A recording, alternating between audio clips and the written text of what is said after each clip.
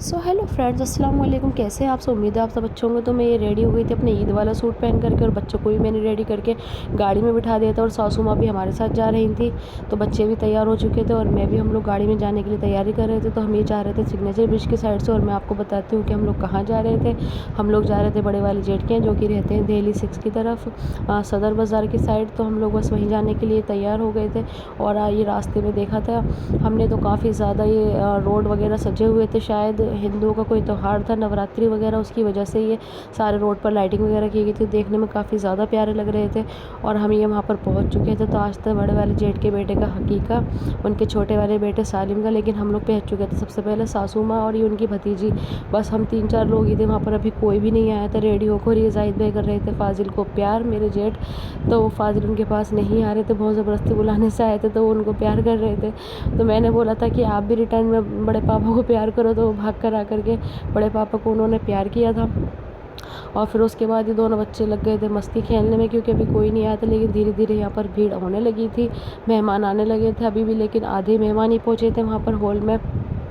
तो बस हम लोग भी इंतज़ार कर रहे थे कि कब सब लोग आएँ। उसके बाद सालिम की रस्म शुरू की जाती है। और ये जितने भी लोग आपको नज़र आ रहे हैं, ये मेरी सासू माँ के रिश्तेदार हैं, जेठानी, नंद और देवरानी वगैरह।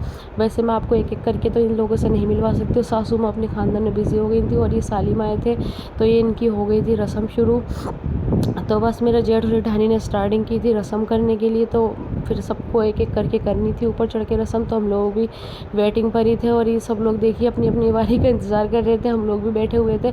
वैसे हमारा तो हो चुका था, फराज ने और मैंने कर दिया था जो भी हमें करना था। फिर आ गए थे हम लोग ग्राउंड फ्लोर पर खाना खाने के लिए, क्योंकि रात के 12:30 बज चुके थे और हमें घर भी पहुँचना था। और मेरी तबीयत भी कुछ ख़राब सी हो गई थी। तो बस हम लोग सब खाना खाने के लिए बैठे हुए थे, ये लेडीज़ वगैरह। और फ़ाहद लगे थे अपने दोस्तों से बातों में, लेके और मेरे लिए आए थे नॉन वेज। मैं नहीं खाती हूँ, तो भाई ने मेरे लिए वेज ऑर्डर किया था, मैं अपना वही खा रही थी। और बाकी सबके लिए तो ये नॉन वेज ही चल रहा था। फराज ने और बच्चों ने और सासू माँ ने, सब ने वेज नॉन वेज लिया था। और मेरी तबीयत ज़्यादा ख़राब होने लगी थी। तो बस हम लोग आ गए थे अपनी गाड़ी की तरफ। तो मुझे जाना था, तो बस फराज का इंतज़ार कर रही थी गाड़ी में बैठ कर के। उन्होंने बोला था कि तुम गाड़ी में इंतज़ार करो, मैं आता हूँ अभी वहीं। तो मैं आके जैसे ही बैठी थी, तो मेरी जेठानी और उनकी बेटी नानम आ गई थी पूछने के लिए। अनम बोल रही थी कि चाची क्या हुआ आपको, एकदम अचानक से आप आ गई निकल के जाने के लिए।